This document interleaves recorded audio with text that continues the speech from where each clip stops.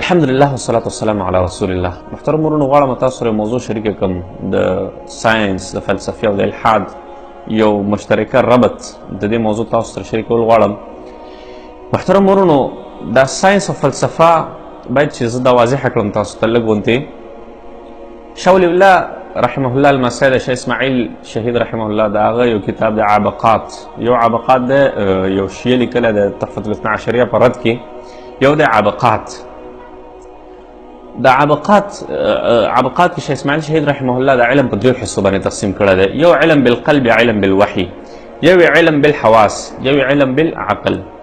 بیا د علم بالعقل په دوه حصو باندې هغه تقسیم کړی. هغه علم چې هغه د عقل په ذریعه حاصل شي هغه په دوه حصو تقسیم کړی. یو ساینس دی، بله فلسفه ده.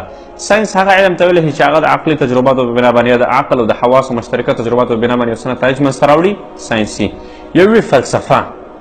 ګوره بیا په دې ساینس کې خپلې شعبې دي، فزیکس ده، کیمیا ده، بیولوژي ده. بیا په دې کې چې دی په سوونو شعبې نور راځي، هر یو کې بیا خپلې خپلې شعبې دي منځ کې. بیا په دې کې میډیکل ته خبرې یو بل دا ټول ساینس کې راځي. فلسفه کې بیا موږ سره دوه شعبې دي. فلسفه هغه علم چې هغه یوازې د تصوراتو، د عقل، د تدبر په بنا باندې، تفکر په بنا باندې، سوچ په بنا باندې منځته راځي او د هغې مشاهداتي شکل نه وي. فرض که یو تفکر یا د یو عقلي نظریې مشاهداتي شکل جوړ شي هغه ساینسي کېږي، هغه ساینس ته وړي، هغې کې بیا فلسفه نه وي. محترم ورونو، فلسفه په درې قسمه ده اصل کې. یو د چینایي فلسفه، یو د هندوستاني فلسفه، انډین چې ورته وایي، یو د ویسټرن فلسفه، مغربي فلسفه. دا تقسیم چا کړی دی؟ دا برټینډر نسل کړی دی. د هسټري اف ویسټرن فلسفي یو خپل کتاب یې لیکلی دی، د فلسفې تاریخ یې کړی دی، په هغې کې ده داسې تقسیم کړی. بیا هغه دا فلسفه د پخواني فلسفرانو په نیز باندې په دوه حصو تقسیموي. یو ته میټافیزکس وایي، یو ته عمرانیات، سوشیالوجي یا پولیټیکل ساینسز یا سوشل ساینسز ورته وایي. محترم ورونو، میټافیزکس، مابعد الطبیعات او سوشل ساینسز یعنی عمرانیات، دا دوه حصو باندې پخواني فلسفرانو او معاصر فلسفران دا بیا په پنځو حصو باندې تقسیموي. اپیسټمالوجي پکې راولي، اونټاپالوجي پکې راولي، نور مختلف دغه پکې راولي، شعبې هغه دغه کوي. زه به د پخواني تقسیم باندې تاسو ته لږه واضحه کړم نو اسانه وي.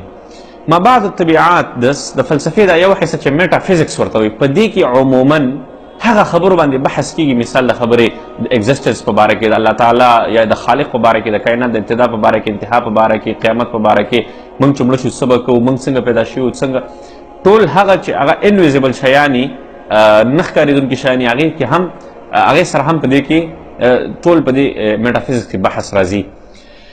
دویم قسم چې کوم دی عمرانیات یا سوشل ساینسز، په دې کې نظامونه جوړیږي. دا سوشلیزم دی، دا کمیونیزم دی، دا کپیټالیزم دی، دا سیکولریزم دی، دا مارکسیزم دی. دا ټول نظامونه انساني عقل باندې په دې کې جوړیږي.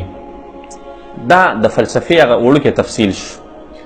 بل چې کوم علم دی علم الوحی چې ورته وایي، هغه بیا په دوه حصو باندې، یو غیر محفوظه وحی ده، یو محفوظه وحی ده. یو هغه وحی چې هغه غیر محفوظه، یو محفوظه. غیر محفوظه کې لکه وحی عرفاني راځي، وحی ایجادي راځي، یا هغه رؤیا صالحه راځي، یا نور دغه. یو وی وحی محفوظه، په هغې کې لکه کتب راځي، په هغې کې چې کوم دی د احادیث رسول الله صلی الله علیه وسلم احادیث راځي. بیا په دې کې چې کوم دی قرآن کریم دی، رسول الله صلی الله علیه وسلم احادیث دي. رسول الله صلی الله علیه وسلم احادیث هم چې دی هغه هم څه شی دي؟ هغه وحی کې راځي. ان هو الا وحی یوحى. څوک چې د احادیثو نه انکار کوي هغه د وحی نه انکار کوي. خپل موضوع ته راځم. هلته خو موږ ویل چې په فلسفه کې هم نظامونه جوړیږي په عقل باندې، او د الله تعالی په باره کې، د کائناتو په باره کې، د مخالق په باره کې تصورات منځته راځي. فلسفه کې موږ دا ویلې. دلته په علم الوحی کې موږ سره هم نظامونه هم شته دی، نظامونه هم راغلي دي. موږ سره چې د الله تعالی په باره کې، د قیامت په باره کې، د کائناتو د ابتدا په باره کې، کائنات څنګه جوړ شوی دی، انسان څنګه جوړ شوی دی، څه مقصد دپاره جوړ شوی، چې مړ شي څه به کوي، کوم ځای ته به ځي، د ده روح څنګه دی، شیطان څنګه دی، جن څنګه دی. دا ټول په دې وحی کې موږ ته راغلي دي. اوس موږ سره تقسیم په دوه حصو باندې شو. یو اسلامي نظام، اسلامي نظامونه، او بل فلسفي نظامونه. ګوره په دې نظامونو کې خصوصا بیا درې نظامونه شامل دي: معاشیات، معاشرت او حکومتي سیستم. صحیح ده؟ نو دا په دې فلسفي نظامونو کې شامل دي. موږ تاسو چې ویلې عمرانیاتو کې نظامونه دي. نو هغه نظامونو کې دا درې واړه خصوصي طور باندې، بیا په دې کې اخلاقیات او نور شیان هم چې د معاصرو فلسفو یا پخواني فلسفرانو شامل کړي دي. اسلام کې هم موږ سره چې دغه نظامونه شامل دي. هغه که د معاشرتي نظام دی، معاشیتي نظام دی، او که هغه حکومتي نظام دی. د اسلام یا د وحی یو عجیب اصول دی. دا اصول موږ تاسو باید ځان سره یاد وساتو. هغه اصول دا دي چې اسلام کله هم مکمل نظام د یو شي ته نه ذکر کوي. قرآن کریم یوازې د نظامونو کتاب نه دی او نه یوازې د ساینس کتاب دی، نه یوازې د قصصو کتاب دی. قرآن کریم یو ډېر جامع کتاب دی او یو ډېر زیات اعجاز والا کتاب دی. قرآن کریم داسې یو اعجازي طور باندې دا درې واړه نظامونه خصوصا موږ ته ذکر کړي دي چې د وخت سره الفاظ ګوره د قرآن کریم نشي بدلېدلی. د قرآن کریم الفاظ چې رسول الله صلی الله علیه وسلم باندې کوم نازل شوي تر قیامته پورې به هغه وي، تر څو پورې اسمان ته نه اوچت شوی قرآن کریم تر هغې وخته پورې په قرآن کې څوک تحریف نشي کولی. چې څوک پکې تحریف وکړي هغه راسن اکسپوز کېږي، موږ ته ښکاري معلومیږي چې د قرآن کې دغه کړی د په هغه باندې علما راسن کتابونه ولیکي هغه باطل شي. ډېرو خلکو کوششونه هم کړي دي، د قادیانیانو، د شیعګانو، د نورو د خلکو په شکل کې یهودو، نصاراو، د وحدت الادیان، وحدت الابراهیمیه، مختلف تنظیمونو مختلفو تحریکونو په قرآن کریم کې د تحریفاتو هغه جوړ کړي دي، خو الحمدلله تر اوسه پورې پکې چا چې تحریف کړی معلوم شوی دی. اصل قرآن باقي دی. د قرآن کریم دا یو اعجاز دی چې الفاظ به د اول نه اوله تر اخره پورې یو شی. البته د وخت سره د دې الفاظو ته یو نوی تفصیل ورکول ممکن دي. علما هغې ته بیا نوی تفصیل ورکوي، هماغه الفاظو نه په صحیح طریقې باندې اخذ اخلي او بیا هغه الفاظو ته په نوي دور کې یو نوی تفصیل هم ورکوي. د دې مثال په قرآن کریم کې ډېر مثالونه شته دی، په احادیثو کې ډېر مثالونه شته دی. نو فلهذا دا د قرآن کریم ګوره یو اعجاز دی، دا د قرآن کریم معجزه ده، یو علمي معجزه ده.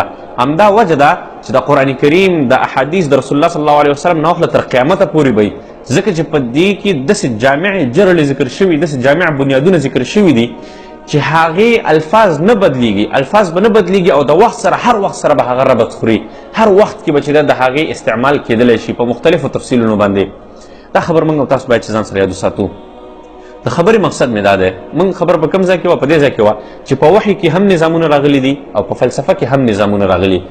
اوس سوال دا دی چې انسان په عقل باندې نظامونه جوړ کړي دي، ساینس جوړ کړی دی، د نیوران هیکینګ نه واخلئ چې دا معاصر کم ټکنالوژي راغلې ده، تر مایکروبایولوژي، نینو ټکنالوژي پورې داسې ایجادات انسان وکړل، دومره عقل انسان استعمال کړ. وحي ته څه ضرورت دی؟ په دې وحي کې د نظامونو راتلو څه ضرورت دی؟ انبیاو ته څه ضرورت دی؟ قرآن کریم ته څه ضرورت دی؟ انسان سره عقل شته دی که نه؟ په عقل باندې به زندګي تېروله. د دې سوال جواب دا دی محترم ورونو چې عقل یو څو ځایونو کې یو څو مشکلات لري، یو څو نواقص لري چې هلته عقل ودرېږي، عقل تمامیږي، د هغې نه بعد وحي شروع کېږي. هلته د انساني عقل نشي.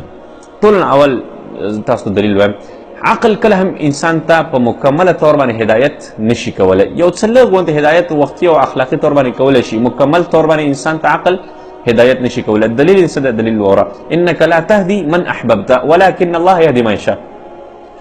الله تعالی یوازې هدایت کوي. چې ګوره موږ تاسې که وګورو دا چې کوم ډرګ سمګلران دي، ګوره په خود داسې طریقې سره چې دوی ښه پلانینګ سره هغه کار کوي، ایرپورټ سیکورټي یا سیکورټي بل سیکورټي، هغه دوی نشي ګیرولی اکثره.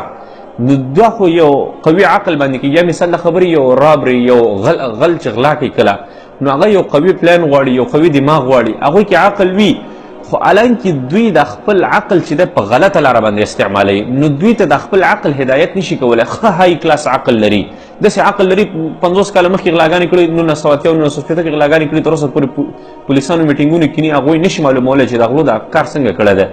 نو دا خو هم یو عقل غواړي د دومره های کلاس طریقې سره غلا کول. نو دا ولې دوی ته بیا د خپل عقل هدایت نشي کولی؟ دا سوال دی. نو چیرته چې عقل کوم ځای پورې عقل کار کوي هغلته صحیح ده، چې کوم ځای کې عقل کار نه کوي، لکه مثال د خبرې هدایت ورکولو کې عقل کار نشي کولی، هلته وحي راغلی ده. وحي انسان ته هدایت کولی شي. موږ تاسو ګورو چې څومره زموږ ستاسو په معاشره کې تقواداره انساني ښه انساني، هغې کې به چې د بد صفات کمي، د غلاګانې، زنا او شراب او دا هر څه دا به پکې قطعا نه وي، ډېر کم انداز سره که چېرته یو خطا نیمه وشي نو هغه د خپل وحي دته هدایت کړی، رایسار کړی. یو دلیل. دویم دلیل دا دی چې بعض حالتونه داسې دي چې هغې کې عقل کار نه کوي. احساساتو کې اکثره غټو احساساتو کې عقل کار نه کوي. مثال د خبرې د شهوت په وخت کې عقل کار نه کوي، عقل د شهوت نه متاثره دی. څنګه متاثره دی؟ دلیل پې څه دی؟ دلیل یې دا دی لکه مثال د خبرې په معاصر وخت کې موږ ګورو په مغرب کې یا په نورو ځایونو کې چې دی د ګیس سیسټم، د هلکانو سره د ودونو یا چې د زنانو سره ودونه، دا فیصله ګوره شوې ده، دا فیصله شوې ده په عقل باندې، دا فیصله لیکله شوې ده. البته د عقل په دې وخت کې د شهوت نه متاثره شوی دی، نو دا فیصله کړې ده. نقصانات یې څه شی دي؟ نقصانات یې د ایډز مرضونه دي، نقصانات یې څه شی دي؟ نسلونه ودرېږي، نسلونه دې سره خرابېږي، دې سره چې د ډېر مرضونه معاشره کې منځته راځي، بې اتفاقیانې منځته راځي، نور ډېر حالتونه داسې دي نو دا ګوره دا فیصله په عقل باندې شوې ده، نقصانات یې تر وتل. دغسې عقل د غصې په وخت کې کار نه کوي. غصه کې چې د انسان چې د وحي په ذریعه باندې کنټرول کېږي. دغسې د نشې په وخت کې عقل کار نه کوي. نشه چې د وحي په ذریعه باندې کنټرول شوې ده. دغسې ډېر امور داسې دي چې هلته عقل مهار نه دی، د وحي په ذریعه باندې مهار شوی دی. همدغسې یو احساس چې د الله تعالی د طرف نه، د انبیاو د طرف نه چې دی په انسانانو باندې هغه مرتب شوی دی، هغه د خوف دی. د خوف دی. ګوره مثال د خبرې یو غل دی، هغه غلا کوي، غلا دپاره ځي. خامخا هغه چې غلا کوي نو داسې خو نه چې د حکومت په منځ کې به غلا کوي. حکومت کې هر څونه قوانین جاري کړي نو هر ځای کې خو پولیس نه وي که نه، هر کور ته خو پولیس نشي ودرېدلی. نو خامخا غل به هغه ځای کې غلا کوي چې چېرته حکومت نه وي. نو که فرض کړه دی د خپل عقل استعمال کړي کور ته وړي غلا کوي، د ده په زړه کې دا خوف نه چې پولیس شته دی نشته دی. که پولیس وي لرې دی، ځکه که پولیس وي دی غلا نه کوي. نو که فرض کړه د سره یو داسې آسماني خوف وي، په ده باندې یو داسې د وحي طرف نه یو داسې خوف وي چې دی په دې پوهېږي چې یو داسې ذات شته چې هغه ماته ګوري. که زه فرض کا غلا کوم هغه ماته ګوري، نو که د سره دا خوف وي نو دا ډېره حده پورې، که د سره لږ غوندې هم احساس وي، دا ډېره حده پورې چې د غلا نه د بدو اعمالو نه منع کوي. دغسې یو غل که فرض کړه دا ګوري چې ماته الله ګوري او په دې باندې جهنم دی، په دې باندې چې د عذابونه دي، نو هغه د غلا نه منع کېږي. دغسې که یو شرابي دی، که دغسې یو ریپ چې څوک کوي، که داسې یو زنا څوک کوي، که داسې په معاشره کې یو بل غلط کار څوک کوي او هغه ځان سره په ذهن کې دا خوف وساتي چې یاره ما ته الله تعالی ګوري، یا چې زه به یو داسې ورځ سره مخامخ کېږم، دا خوف وي. دا خپل خوف، دا خپل د خوف احساس یې په دې نورو، په دې شهواني احساساتو باندې، په دې غصې احساساتو باندې، د نشې په احساساتو باندې غالب راځي او دا د هغه غلطو کارونو نه منع کوي. محترم ورونو، عقلونه د هر چا مختلف وي. دریم نمبر دلیل دا دی عقلونه د هر چا مختلف وي. مثال د خبرې اوس سقراط دی، یا مثال د خبرې د سقراط نه مخکې چې کوم خلک تېر شوي لکه د فلسفې چې کوم پیدا کوونکی دی تیلس دی، د هغې نه بعد د هغه شاګردانو کې راځي انګزیمینډر دی، انګزیمینز دی، پر دغسې هرکلیټس دی، پارمینیډز دی، د هغې نه بعد انګزیګورنس راځي، سقراط او بیا دغه سقراط دی اوس یا د افلاطون دی. دا خلک د جمهوریت خلاف وو. دا خلک د جمهوریت خلاف وو. هغوی هم عقلا او ښه په فلسفه باندې پوهېدل، په عقل باندې هغوی نظامونه جوړ کړي، په عقل باندې هغوی ډېر کارونه کړي دي. په اوس وخت کې چې دی جمهوریت چې کومو خلکو جوړ کړی دی هغوی جمهوریت ته ښه وایي. هغوی هم عقلا دي، دا هم ځان ته عقلمند وایي. موږ د چا ومنو په دې وخت کې؟ مثال د خبرې کمیونیزم چې چا جوړ کړی و، کمیونیزم هغوی هم کمیونیزم په ډېرو غټو امیدونو باندې جوړ کړی و. 40 کاله بعد کمیونیزم ناکامۍ طرف ته لاړی. چې کوم وخت کې کمیونیزم جوړېده هغه وخت کې دې ته یو ډېر غټ عقلي معیار ورکړی شو چې دا عقلي نظام دی.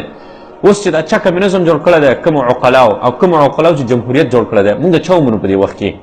نو فلهذا موږ ته وحي یو داسې متوسط معیار راکړی دی چې دا ټول که د چا عقل زیات وي که کم وي، که د چا عقل یو طرف ته مایلي، که د چا عقل بل طرف ته مایلي، دا ټول یې په دې وحي باندې راجمع کړي دي. الله تعالی ویلي دی چې تاسو وحي پسې لاړ شئ تر څو ستاسې عقلونه، ستاسې هر یو شی په یو لیول کې برابر شي او تر څو تاسې چې دی یو مسلم نظام ته ورسېږئ.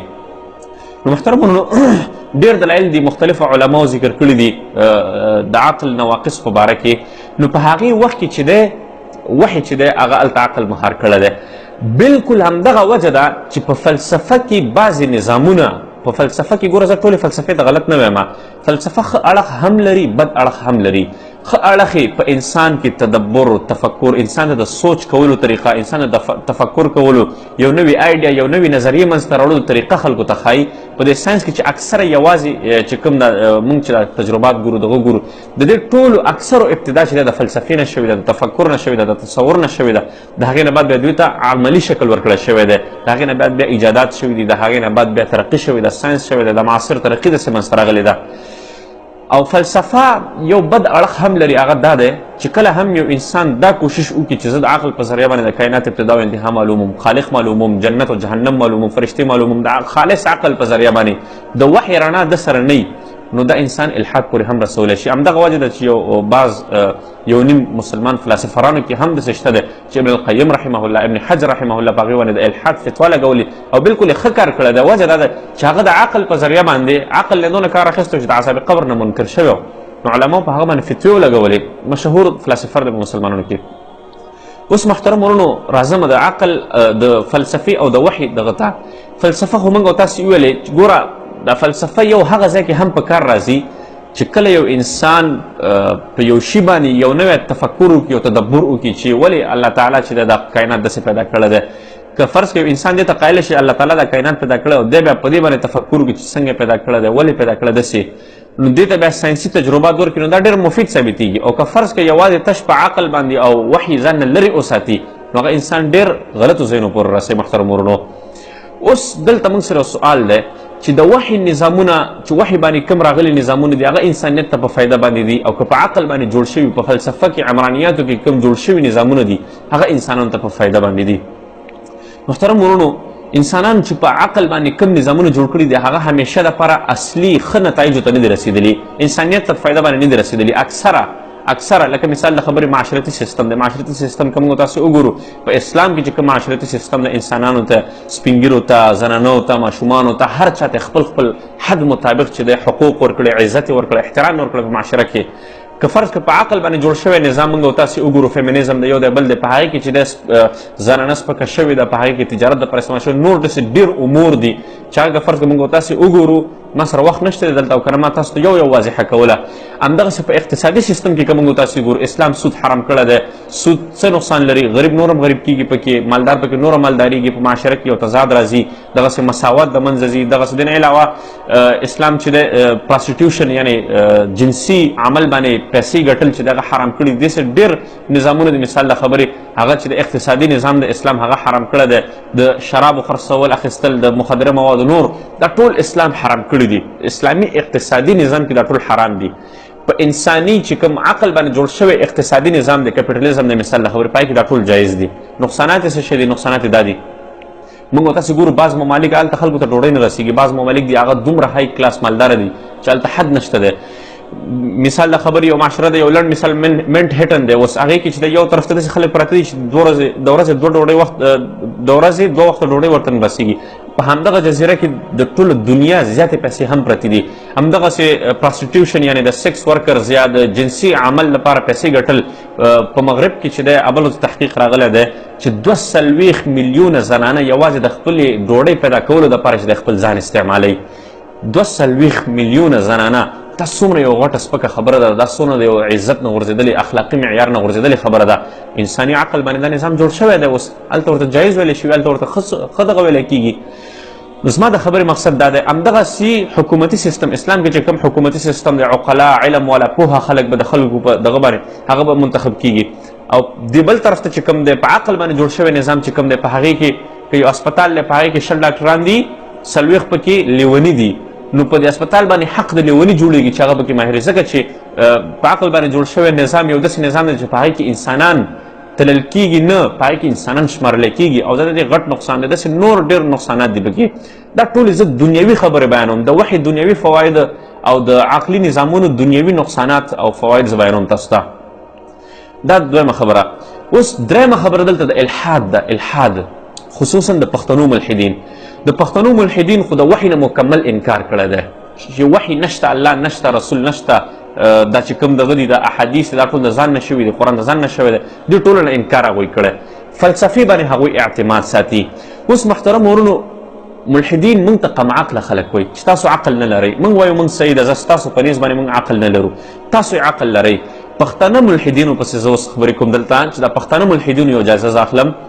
دوی ځان ته عقلا وایي او دوی دا فلسفه یا یې د چا نه رانقل کوي، یا یې د یوناني فلسفرانو نه، یا یې د مغرب د مارکسیزم او کیپیټالیزم او د سیکولریزم د دې خلکو نه رانقل کوي. محترم ورونو دوی ځان ته عقلا وایي. دوی وایي چې موږ په عقل باندې ملحدان شوي وو.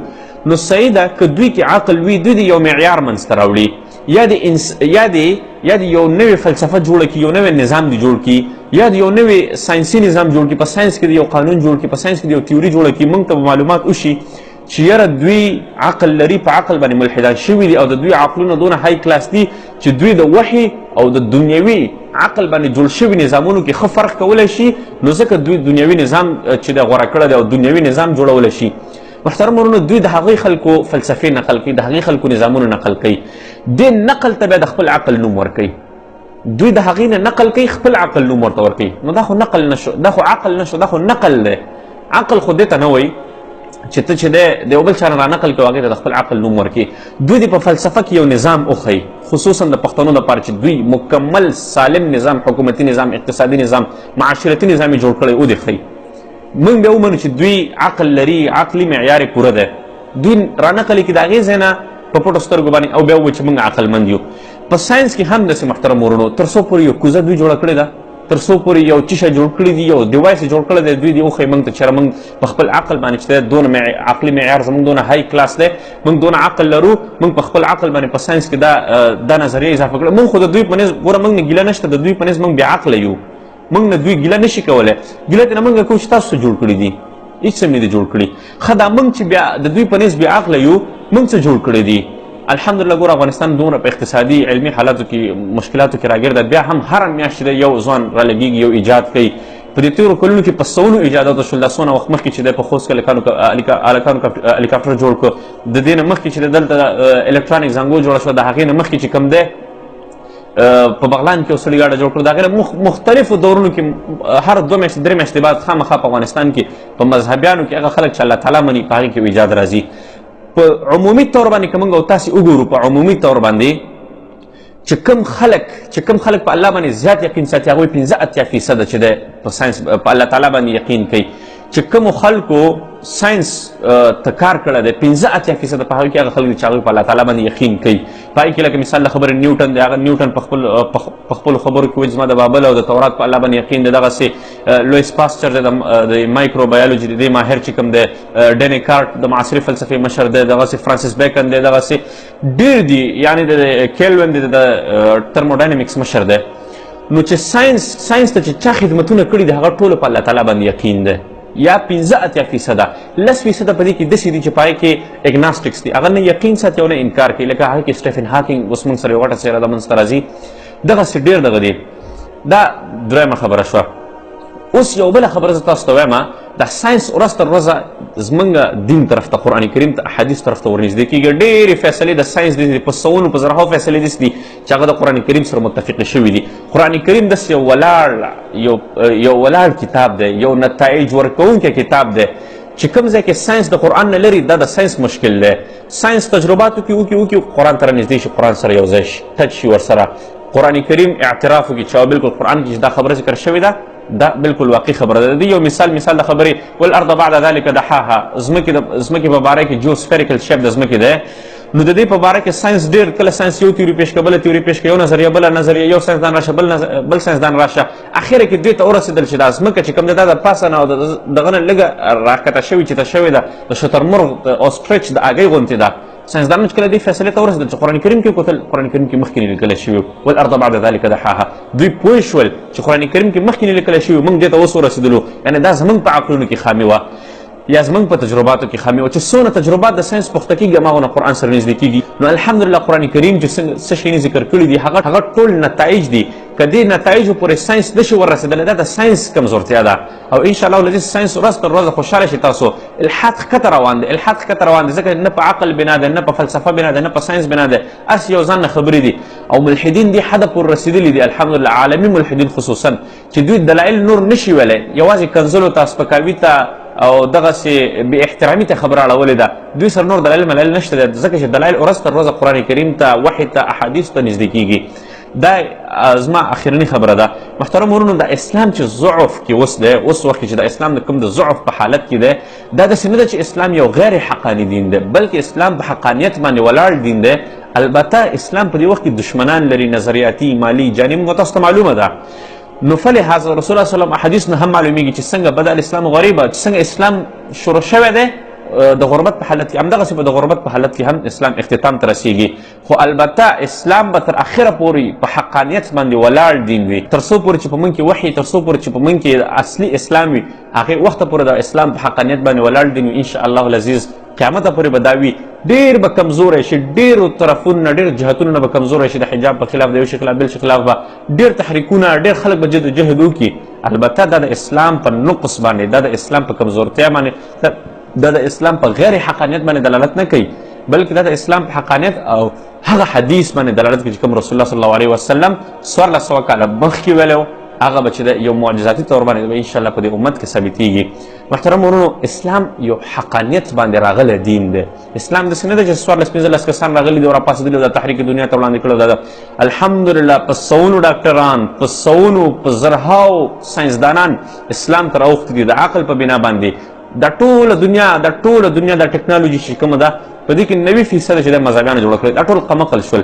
او دا ملحدین ناست دي و اته خبري ایجنسیان والا ځان سره اډ کړي دي د هغې تبصرې راواخلي خلکو ته وچو خلکو ته تبصرې وړاندې کړي لیکنې کوي او بس موږ ځان ته فلسفران وایو او ځان ته فلسفران وایي علمیت خو یې موږ ته معلوم دی د ترموډاینمیکس نوم اوري او د ویکیپیډیا نه چې دی را سرچ کړي د هغې نه چې دی پښتو ته ترجمه کړي او اخر کې ورسره لنډ غونتې ولیکي زما استاد هم په دې کې بند راغلی موږ ته چې دی نه تېر شئ محترم ورونو موږ ته علمیت هم معلوم دی که علم یې ورسره وړاندې کړي موږ ته دې وښیي یو معیار دې وښیي چې ما په خپل علم باندې دا شی ایجاد کړه ما په خپل علم باندې دا نظام منځته راوړه ما په خپل علم باندې داسې یو کارنامه وکړله کارنامه مرنامه ایجاد هېڅ هم نشته دی تر اوسه پورې هېڅ هم نه دي ایجاد کړي او صرف خبرې دي یوازې محترم ورونو زما د ملحدینو سره څه ذاتي تعصب نشته دی البته بعضې خبرې په عقل نقل باندې ولاړي او بعضې خبرې د عقل نقل نه خلاف وي نو فلهذا د دې د وجې نه چې دی زموږ د ملحدینو سره نن سبا چې دا کم واسطه راغلې ده نو هغه د دغه وجوهاتو په بنا باندې ده که فرض که ته عقلي دلایل ووایې موږ به در سره ووایو که علمي دلایل وویل در سره به ووایو